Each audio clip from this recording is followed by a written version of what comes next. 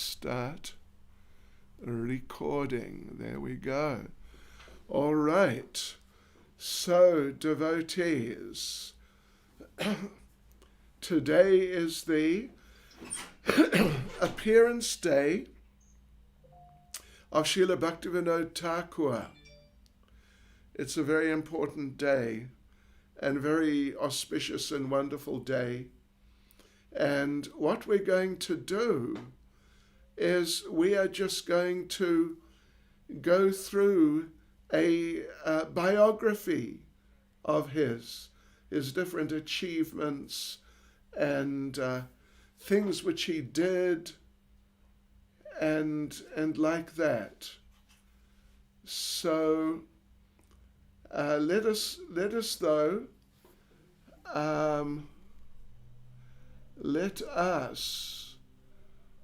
recite his pranam mantra. Namo Bhakti Vinodaya Satchit Ananda Namane Gaura Shakti Swarupaya. What is it? Rupanuga Variety. Namo Bhakti Vinodaya Satchit Ananda Namane Gaura Shakti Swarupaya Rupanuga Variety. Beautiful prayer to Srila Bhaktivinoda Thakur that he is on the transcendental platform Satchitananda and Gaura Shakti Swarupaya. He is like the personified form of the Gaura Shakti, the transcendental potency of Lord Sri Chaitanya Mahaprabhu. And he is, let me just move this a little. Yeah, that's better. And he is Rupanuga Variety. He is the great follower of Srila Rupa Goswami. Great follower and great representative of Srila Rupa Goswami. This is Srila Bhaktivinoda Thakur. Yes, so as we said, we will go through the biography of his life. We have, I assume we have till 5 o'clock South African time. Means we have plus or minus an hour, something like that. So we've got enough time to go in a little detail through different of his achievements and different things he went through in his life. It's very interesting, and it's quite amazing even. So Srila Bhaktivinoda Thakur was born on this very day, in 1838. 1838, what does that mean? That means 182 years ago. 182 years ago, he appeared in this world. Is everything working? Yeah, sound is good. Okay. Yeah. You checked all the different ones? I checked your Facebook. This one I have to find it. Okay. I think it's all right. They're not complaining, so we assume it's okay. Right, so 1838 on this day, 182 years ago, he appeared in a place called Birnagar. Birnagar is, it's not far from Mayapur, at least, let us put it that way. Not far from Mayapur.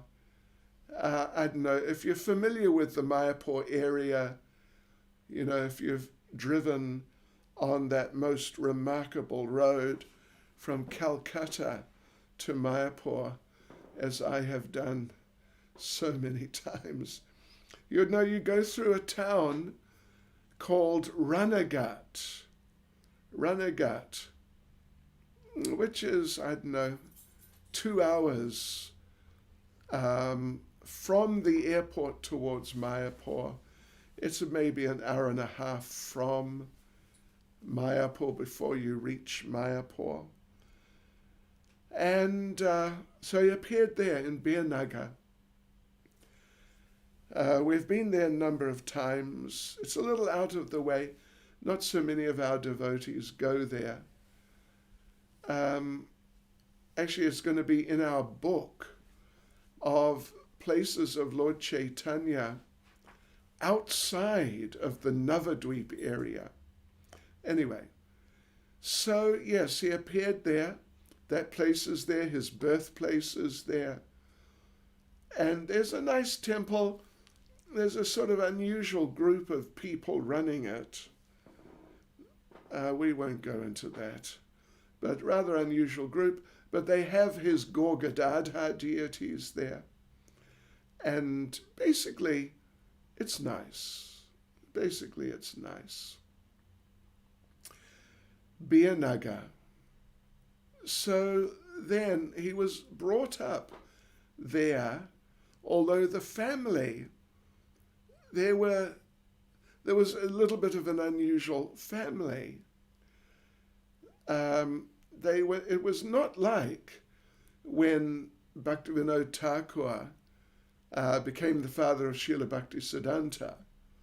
And so Srila Bhaktisiddhanta is brought up as a pure Vaishnava, just in the most absolutely wonderful way. Or Srila Prabhupada himself, our Srila Prabhupada. Srila Prabhupada said his father was a pure devotee. Although he was a businessman, but he was very, very devoted to the Supreme Personality of Godhead.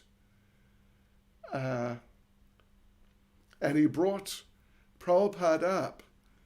You know, if you've read the biography, the Lilamrita, then you would have seen that Prabhupada commented about his father, that my father, whenever devotees would come, he would ask them, please bless my son so that he becomes a servant of Srimati Radharani.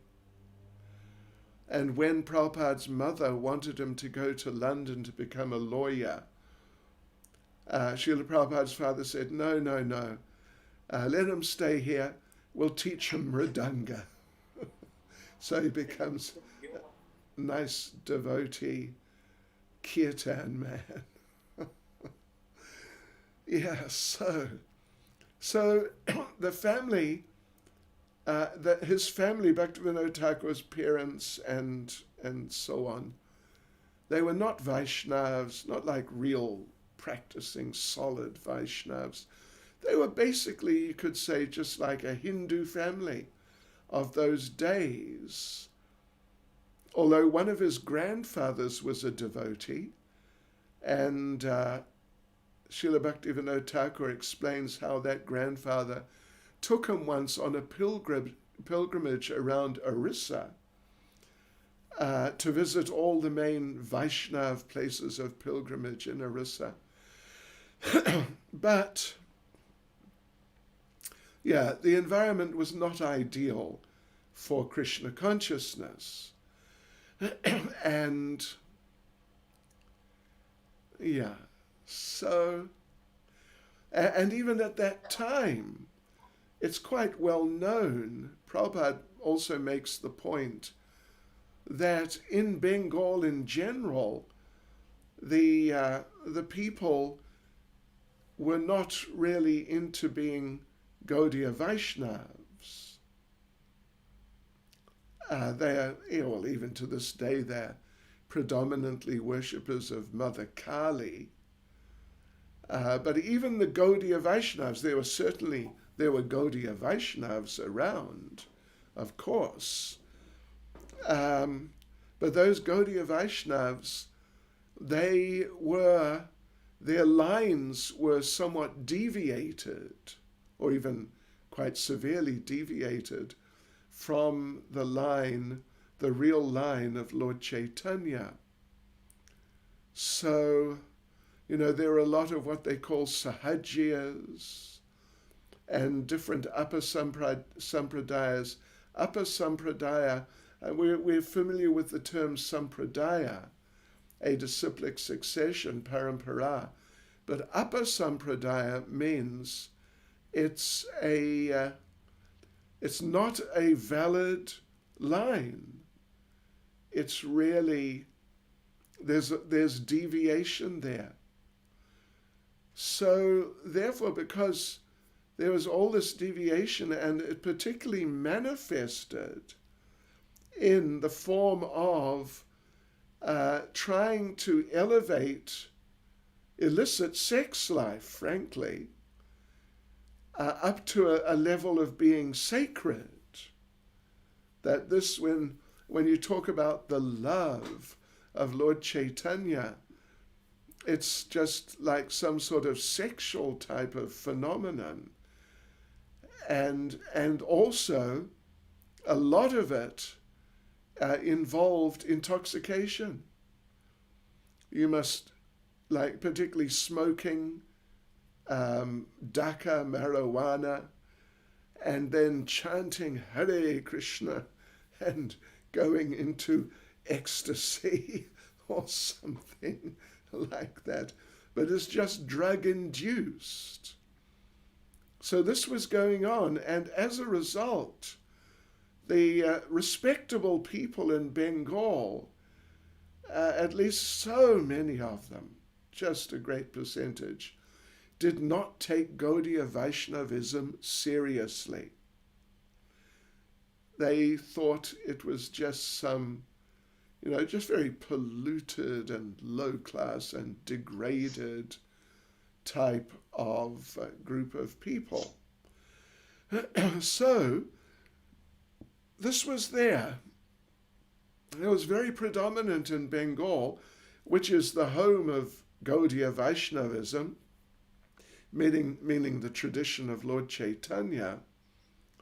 So as a result, Srila Bhaktivinoda Thakur, even though due to this one grandfather's association, and of course he's an eternal associate of the Lord, so for different reasons he was interested in Krishna consciousness. But just as an example, a very important example which Prabhupada has told us, that Bhaktivinoda Thakur, he was keen to learn more about Lord Chaitanya, read Chaitanya Charitamrita. But it was only in 1868 he appeared. He took birth in 1838. So it was only when he was around 30 years of age that he found a copy of Chaitanya Charitamrita in Bengali. And it's, it's one of the local famous books.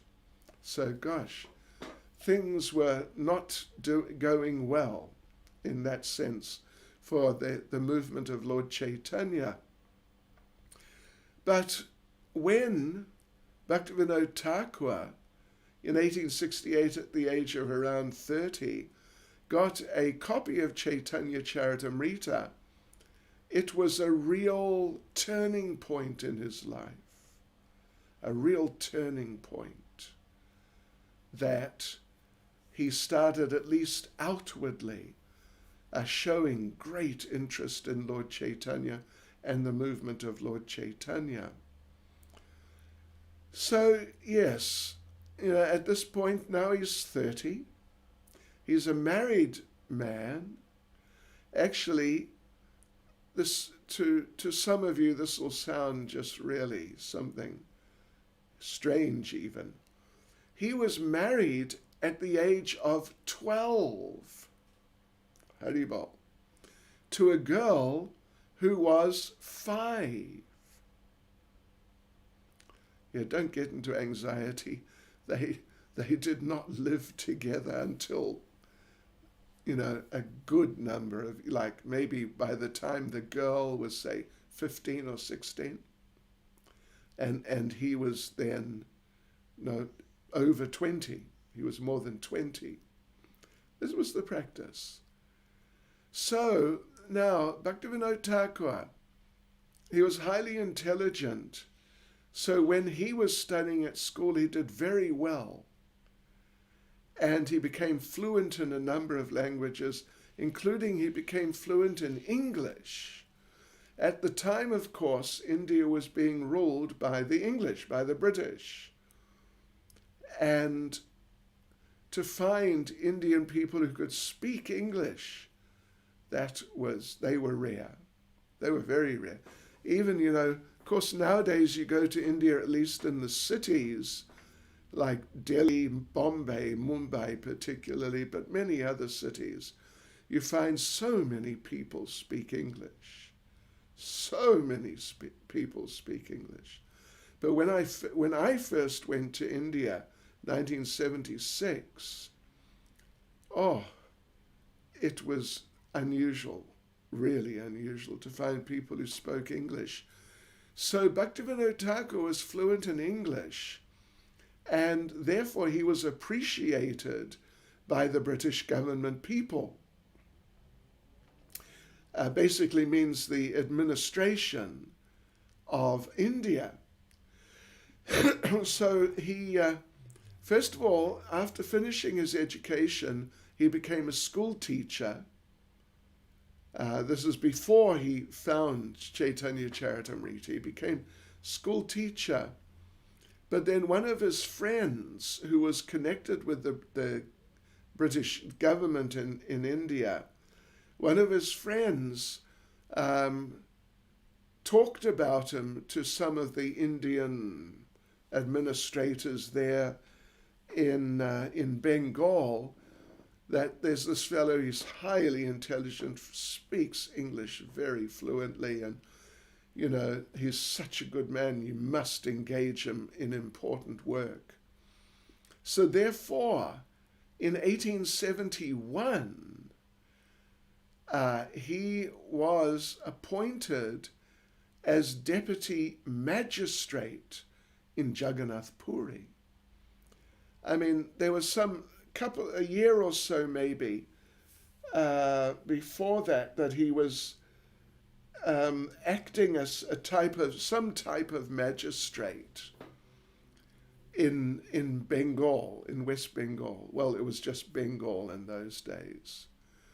But then seeing his intelligence and his fluency in English and his extreme reliability, the British rulers gave him this big post, Deputy Magistrate, 1871. He was 33 in Jagannath Puri. Deputy Magistrate was the highest position that an Indian could get in British India. Because, we don't want to get into a whole political thing and start shouting at the British government there, although they do deserve it. But this position of deputy magistrate, meant that he was more or less in the Jagannath Puri area. He was the highest placed Indian in the government setup, and he was running. He wasn't just sitting in the court, but he was running many aspects of just the government of that area.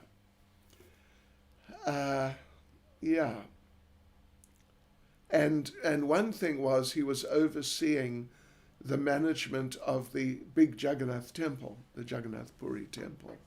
Yeah. So there he was. And the house where he was living is still there. We've been there, of course, many times. That's the house where Srila Bhaktisiddhanta was born, just right on the main street, right by just 100 meters or 200 at the most from where they start the Rath Yatra every year. Right, so there he was deputy magistrate. and looking after the Jagannath temple and overseeing many of the governmental functions, just in general, the general governmental functions in Jagannath Puri and the surrounding districts. So Srila Prabhupada makes the point, I'm sure you've heard, of how extraordinary was the daily program of Srila Bhaktivinoda Thakur. It was really something quite amazing. So let us tell you the program, and fasten your seatbelts because it's quite a program. So, program was as follows. He would get up. This may sound a bit strange. He would get up at 10 o'clock at night. Maybe we should start by saying that he would take rest. He would go to bed at night at between 7:30 and 8. Early to bed, early to rise, right? You know that famous saying. Makes a man healthy, wealthy, and wise. So yeah, he'd take rest 7:30 or 8 in the evening. Then devotees, he would get up at 10 o'clock. And he'd light an oil lamp and start writing. He was a prolific writer. Okay, so then he would write till around 4 in the morning. At 4, he would take some rest till 4:30. And then 4:30 he'd get up, take a bath, and chant japa till 7. At 7 in the morning, he'd write letters. At 7:30, he would read. At 8:30, he would receive guests if there were any. If not, he would continue reading Shastra, scripture.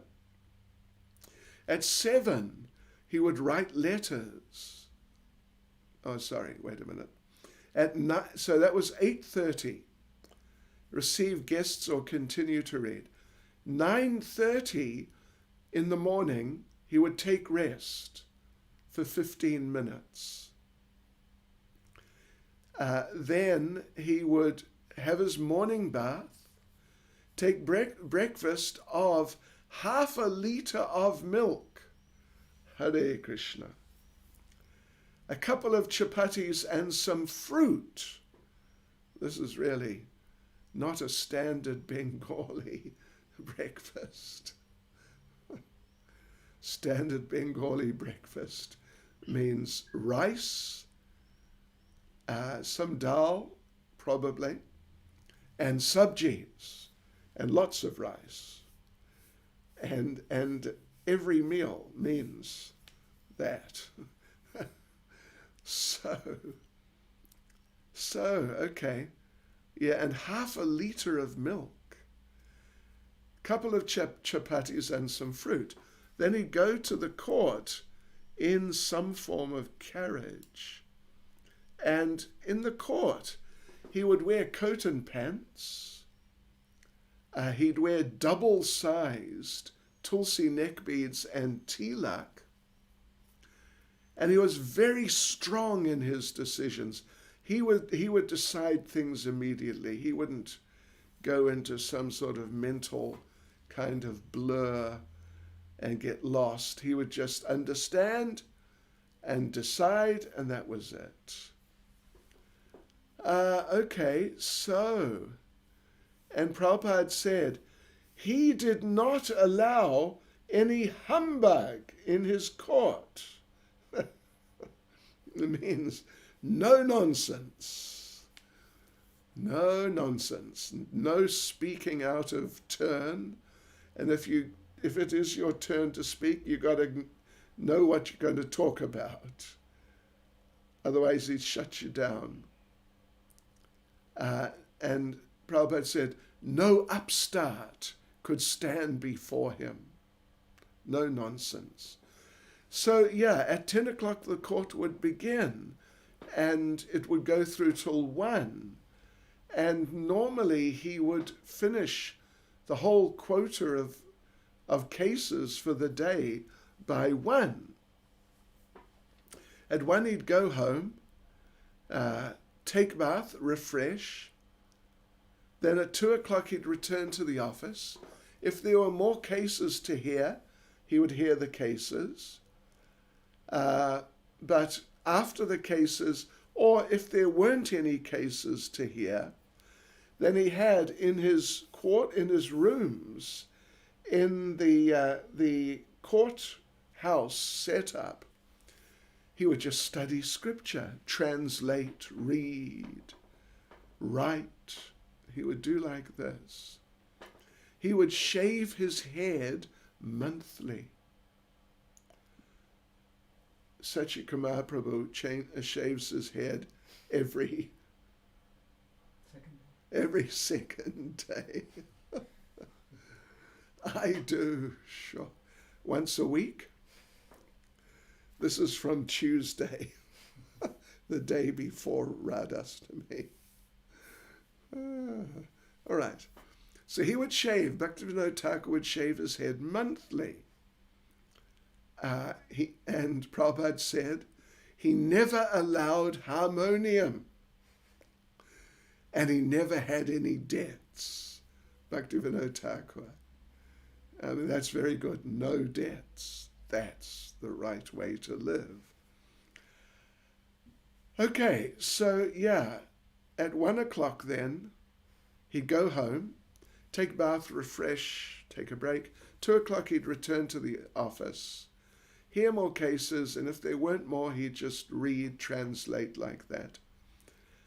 And then 5 o'clock in the evening, he'd come back home, and until 7:30 or 8, he would translate scriptures from Sanskrit to Bengali.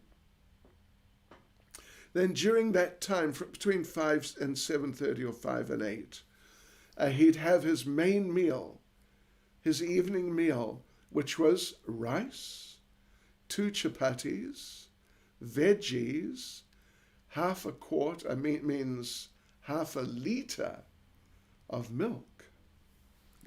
Yes, so there he was in Jagannath Puri doing all these important things. And, he's a young man. He's in his 30s. When you get to my age, I tell you, anyone who's in their 30s, they're children. They're just children. So while he was there, though, he dealt with a number of very serious situations, legal, in relation to the temple, and just in relation to the general goings-on of the area. There's a famous story of how Bhaktivinoda Thakur, when he took over the management of the temple, well, there's a few actually. The running of the temple was very irregular.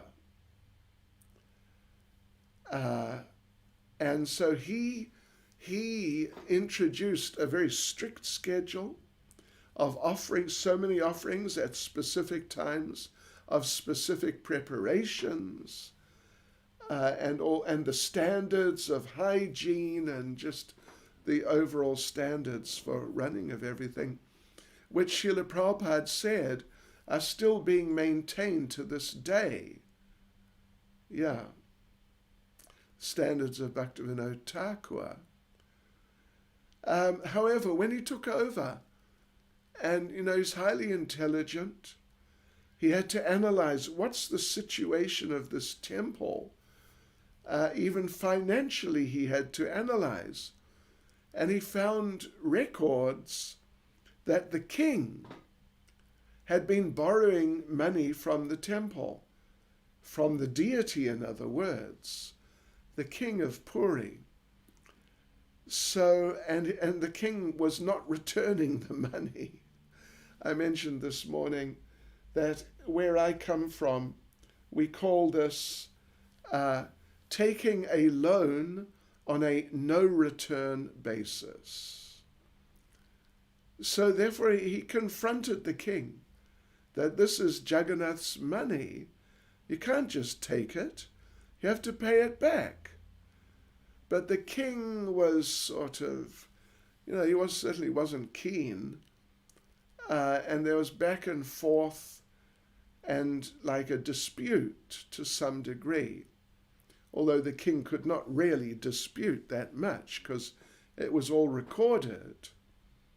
So the king decided to do a special tantric yajna, havan, fire sacrifice, with the aim of killing Bhaktivinoda Thakur.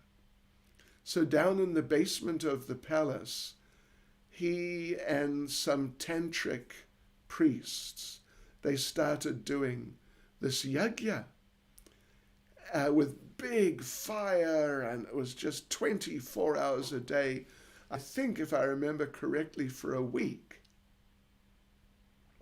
And then at the end of that, say, week, whatever it was, then the final offering was to be made of ghee, swaha, and offering grains into the fire by the family members, the king and his immediate family. However, when they did that, when the time came to place the grains into the fire, then the eldest son of the king, he's like the heir to the throne, the eldest son of the king, suddenly collapsed and fell into the fire and died. So then the king understood that this is really a serious offense, and he paid back all the money, at least in due course. He paid back all the money. Another very famous incident which occurred in Puri while Srila Bhaktivinoda Thakur was the deputy magistrate. That was the whole incident, the whole story with a mystical yogi called Bishakishain. Bishakishain, he had mystical powers. And Bhaktivinoda Thakur writes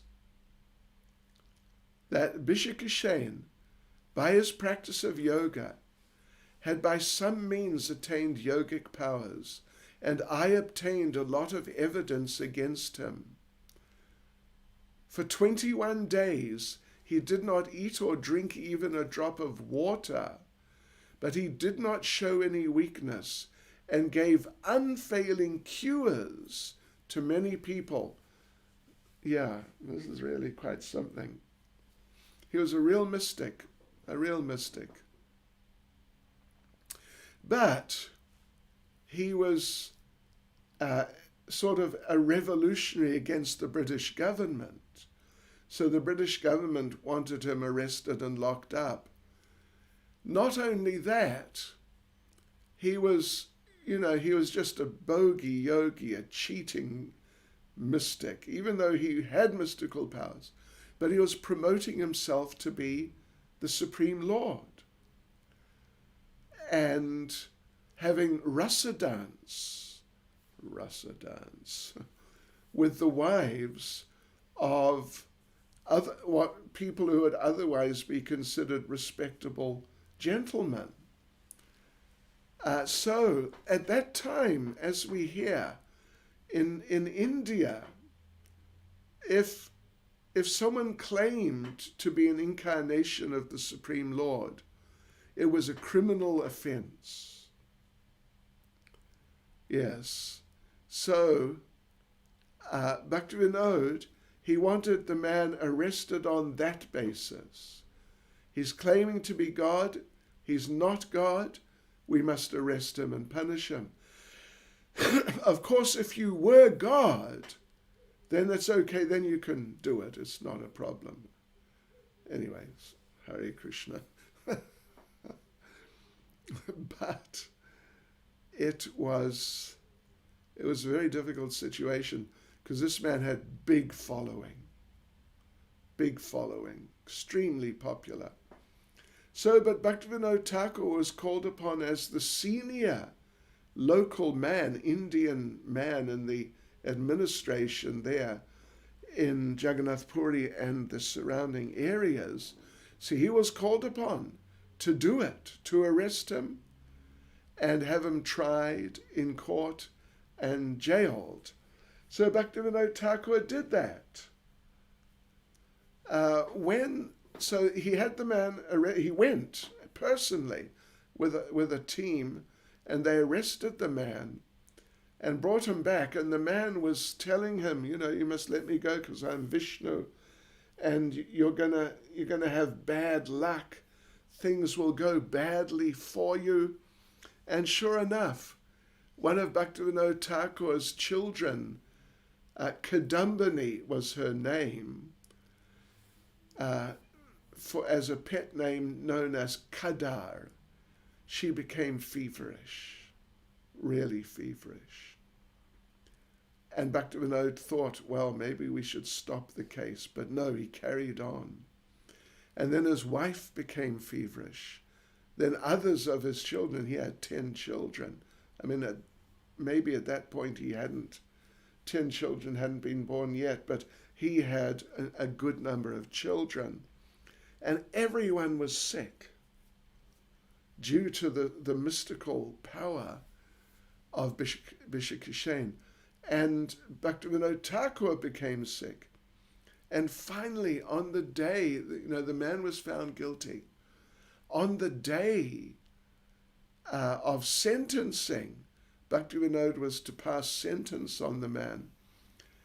He had to be carried into the court, Srila Bhaktivinoda Thakur, because of the influence of this man's mystical power.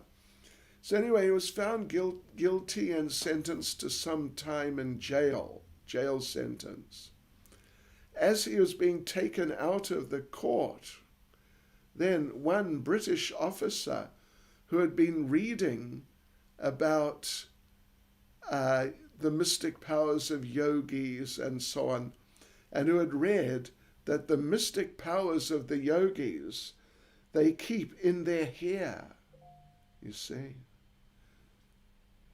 This may be why women are prone to have more mystical powers than men, because they have longer hair. Anyway, some say like that.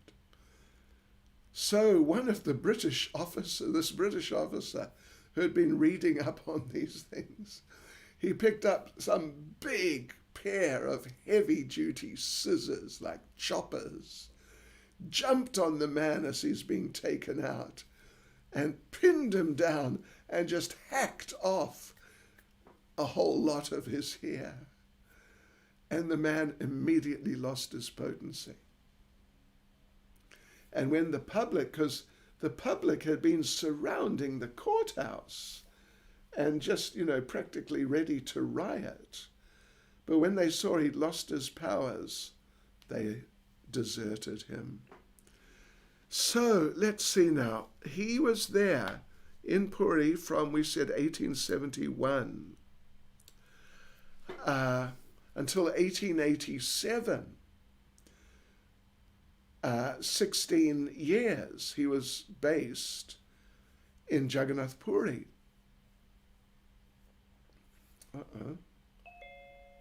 What on earth happened there? Oh, okay. No, we lost it, but it's come back. Oh. I guess. I hope. Yeah, you're there. I'm there. Yeah, but everything else suddenly disappeared. All right. Okay.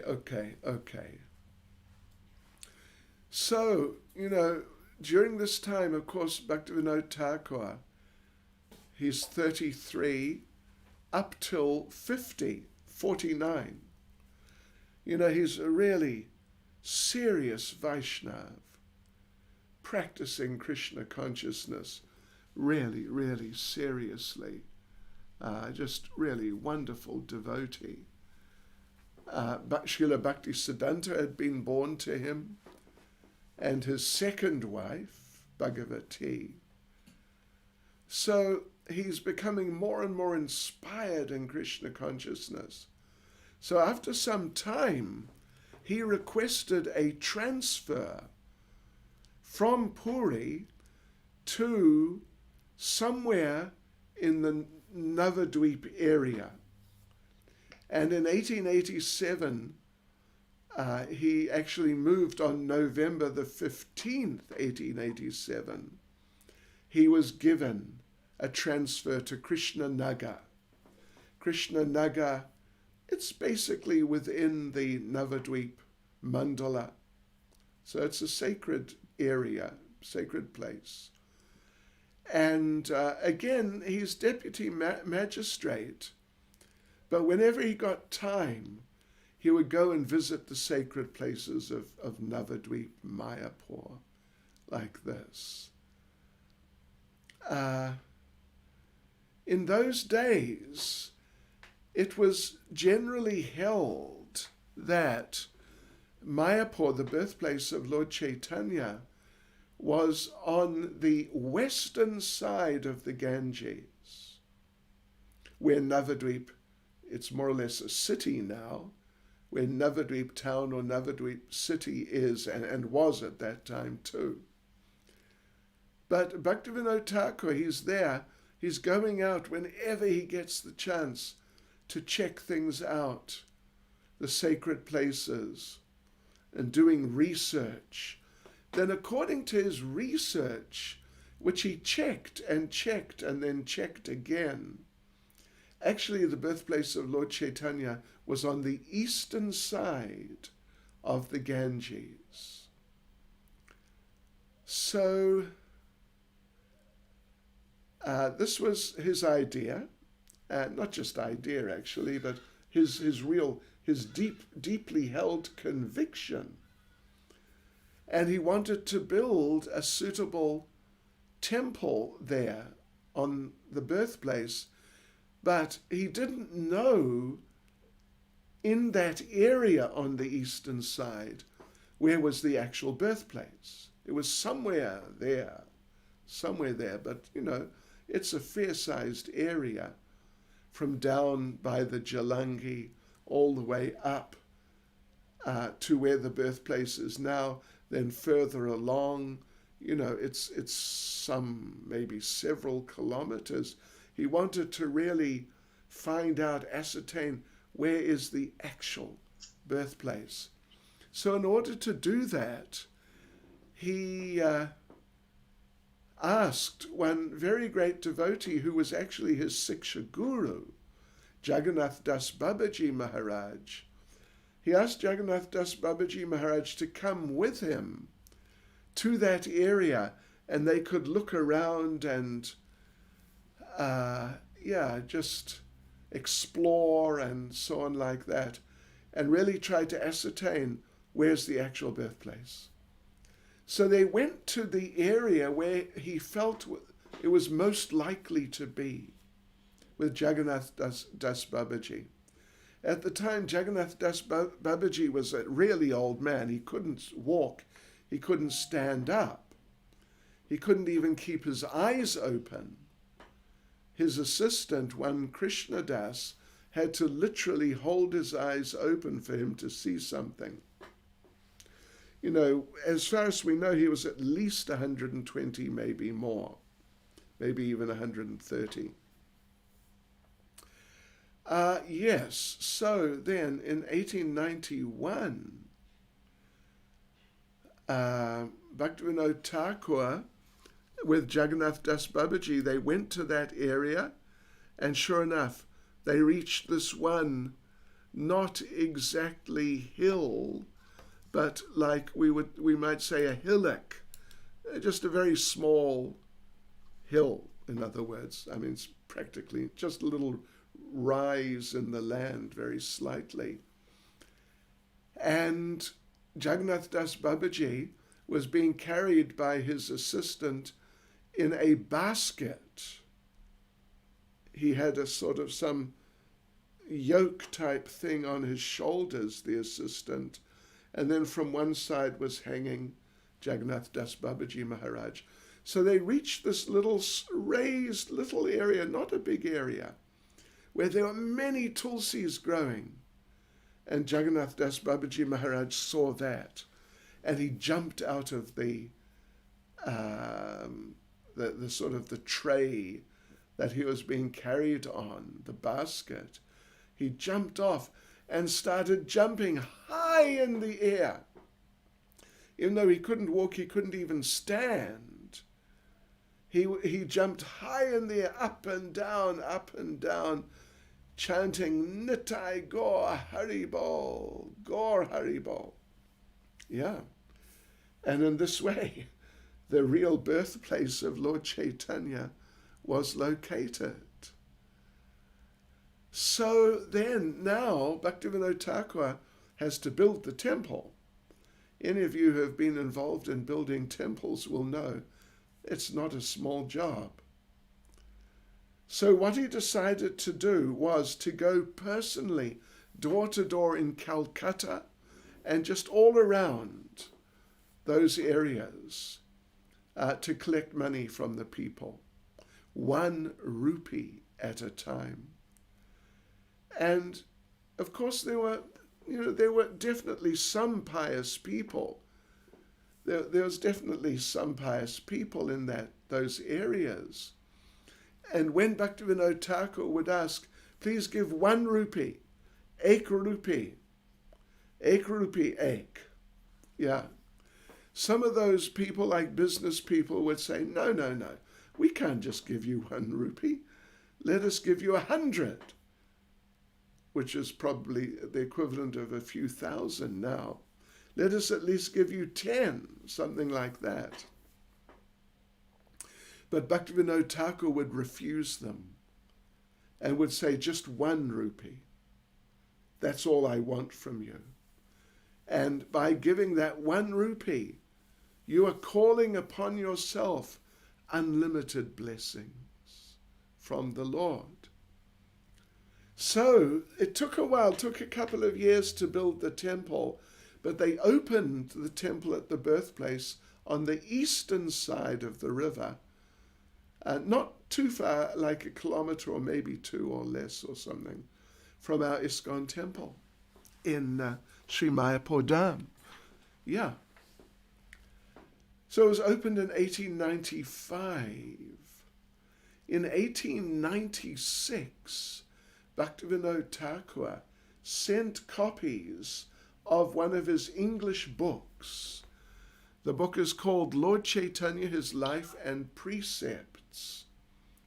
So he sent that by mail to a number of universities, educational institutions, universities in North America, in USA and Canada.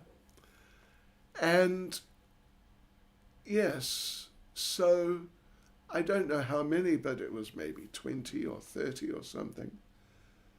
Copies were sent to different places in America and Canada. And when Prabhupada came to the West and started preaching, really getting into it, and the young people started gathering around him, then Prabhupada mentioned this, how Bhaktivinoda Thakur had sent these books to these different universities. And some of our devotees, you know what they did? They found out, like the first one was McGill University. It's somewhere, I believe, in Canada. And Prabhupada told the devotees, he was visiting Canada, and he told them, in the local university, this is where Bhaktivinoda Thakur sent one of his copies of this book. And the devotees went to the university. This is now, it's probably 66 or maybe 67 even, but it's something like that. And devotees went to McGill University, and sure enough, they found one of these books, Lord Chaitanya, His Life and Precepts, in McGill University Library. And you know what they did then? Devotees, Hare Krishna, they stole it. Oh, Krishna. Anyway, that's what happened. And then other devotees went and looked in other libraries, and they also, in a few, not a lot, but a few libraries, they also found copies of that book there. So, now, let me just check the year. In 1888, Srila Bhaktivinoda Thakur purchased what is called Surabhi Kunj. It's a sacred place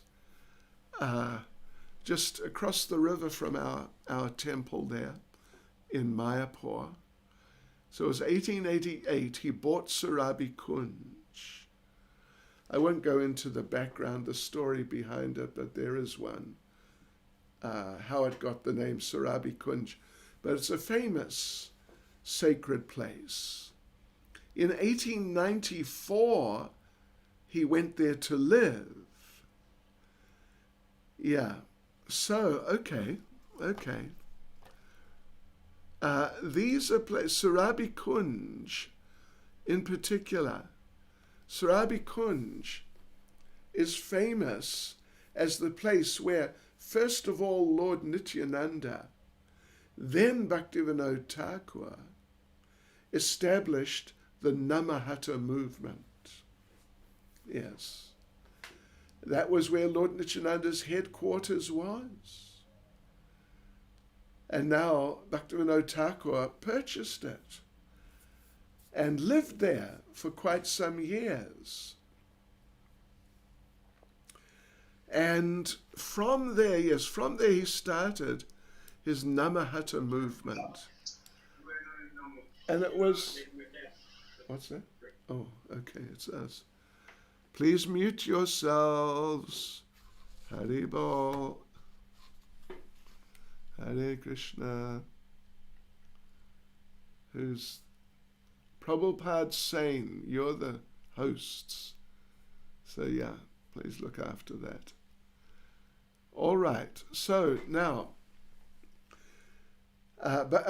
Lord Nityananda started his Namahata movement from Surabhi Kunj.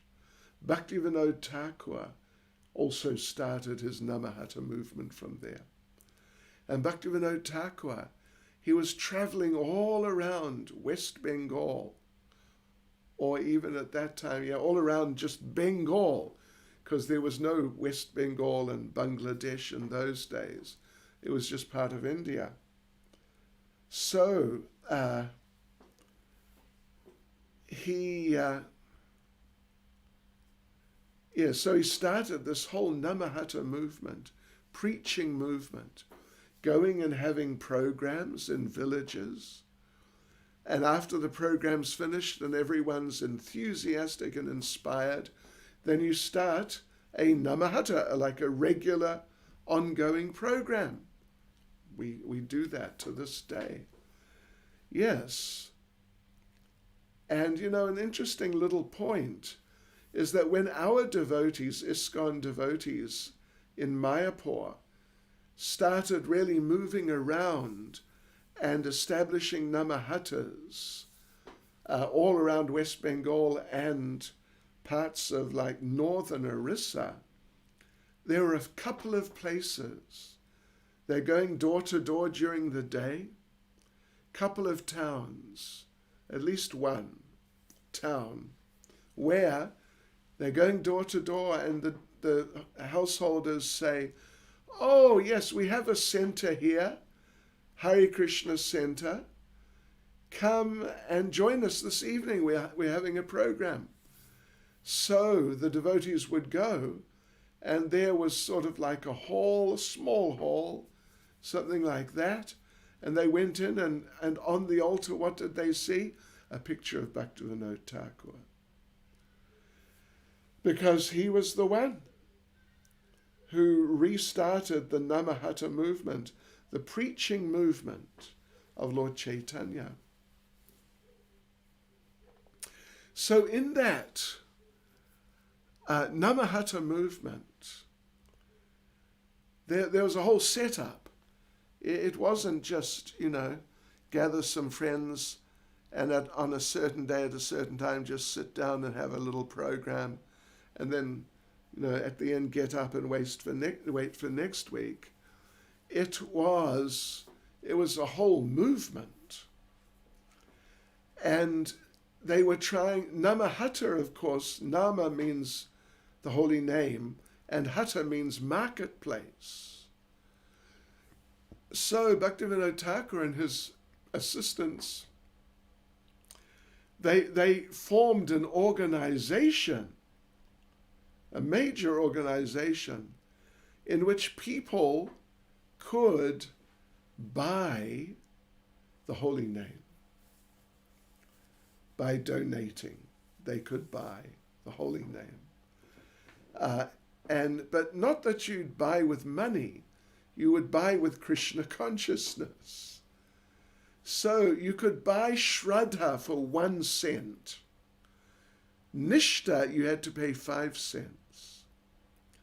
Small shops or small centers with a few members. Wait a minute. Ruchi you could buy for 20 cents. Asakti for 25. Bhava for $1. And Prema for a gold coin of Krishna consciousness.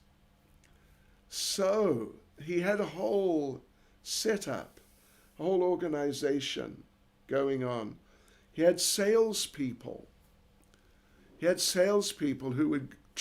salespeople who would go around distributing the holy names and seeing if they could set up a Namahata. Anyway, here, let me just read this list of different sections, divisions that were there in the Namahata movement. There were the leaders who'd make policy decisions. There were traveling salespeople. We mentioned sales agents, brokers, wholesalers. There was the market reporting system. There were the devotees who would keep the keys to the doors where all the different things were being stored. There were watchmen to see that no one stole anything. There was a bookkeeper to keep track of how are we distributing the holy names? How many holy names have we distributed this week? How many people have we engaged this week?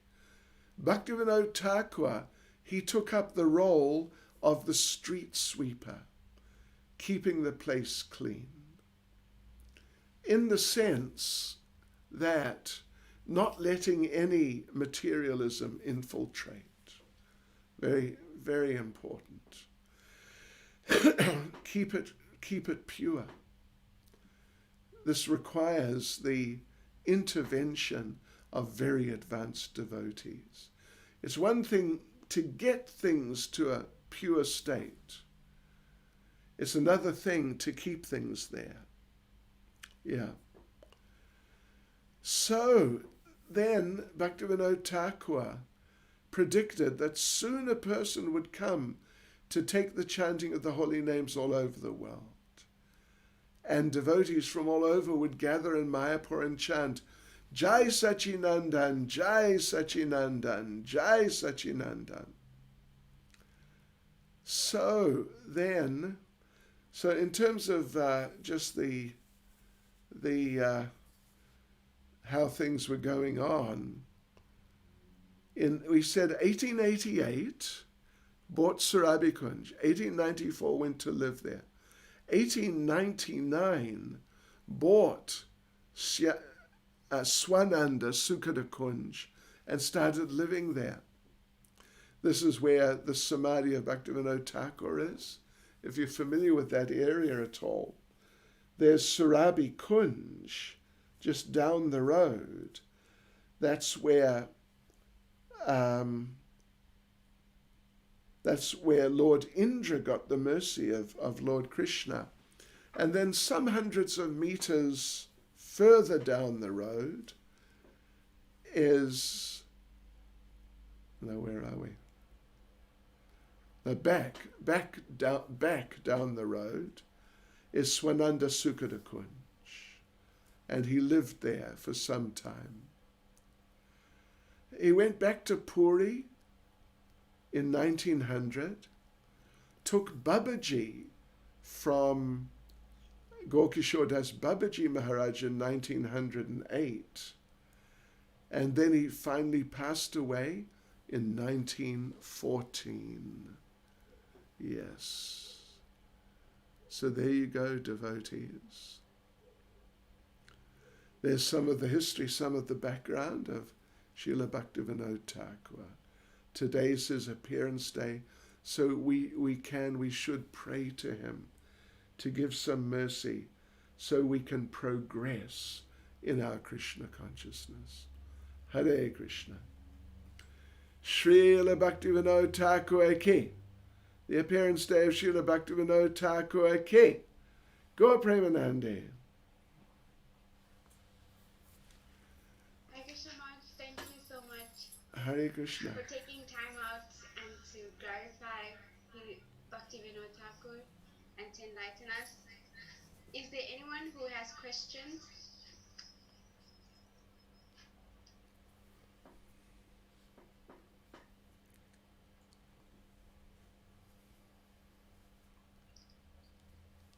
Okay, there seems to be no questions. Okay, no problem. All right, devotees. Thank you for the association. Hare Krishna. Srila Prabhupada ki jai. Srila Bhaktivinoda Thakur ki jai. Hare Krishna. Hare Bol. Hare Krishna. Okay.